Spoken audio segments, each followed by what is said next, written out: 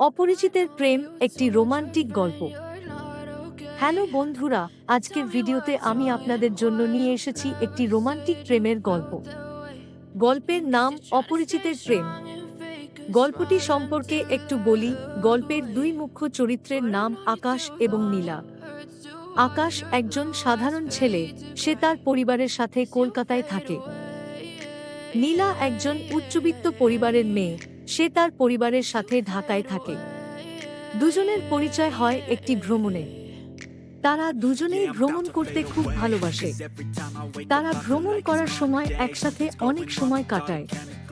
তারা একে অপরের সাথে গল্প করে, গান শোনে এবং বিভিন্ন জায়গা ঘুরে বেড়ায়। চরিত্র পরিচয়: আকাশ একজন সাধারণ ছেলে, সে তার পরিবারের সাথে কলকাতায় থাকে।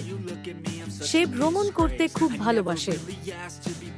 নীলা একজন উচ্চবিত্ত পরিবারের মেয়ে, সে তার পরিবারের সাথে ঢাকায় থাকে। সে ভ্রমণ করতে খুব ভালোবাসে। গল্পের কাহিনী: আকাশ এবং নীলা দুজনেই একই ভ্রমণ সংস্থার মাধ্যমে একটি ভ্রমণে যায়। ভ্রমণের প্রথম দিনেই তারা দুজনের সাথে পরিচিত হয়। তারা দুজনেই ভ্রমণ করতে খুব ভালোবাসে, তাই তারা একে অপরের সাথে খুব ভালোভাবে মেশে।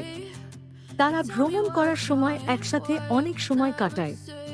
তারা একে অপরের সাথে গল্প করে, গান শোনে এবং বিভিন্ন জায়গা ঘুরে বেড়ায়। ভ্রমণের সময় তারা একে অপরের প্রতি আসক্ত হয়ে পড়ে।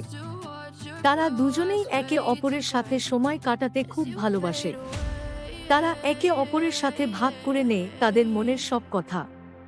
তারা দুজনেই বুঝতে পারে যে তারা একে অপরের জন্য তৈরি। ভ্রমণের শেষ দিন তারা দুজনেই খুব দুঃখিত হয়।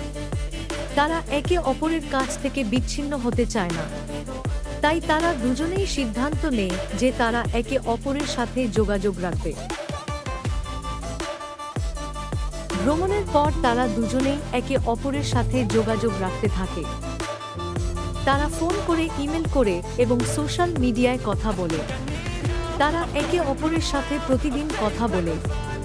তারা একে অপরের সাথে সময় কাটাতে খুব ভালোবাসে। কিছুদিন পর তারা দুজনেই সিদ্ধান্ত নেয় যে তারা একে অপরকে বিয়ে করবে। তারা দুজনেই একে অপরের সাথে সারা জীবন কাটাতে চায়, তাই তারা দুজনেই তাদের পরিবারের সাথে কথা বলে। তাদের পরিবারের সবাই তাদের বিয়েতে রাজি হয়। কিছুদিন পর তারা দুজনের বিয়ে হয়।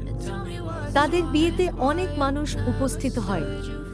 তাদের বিয়ে খুব সুন্দর হয়।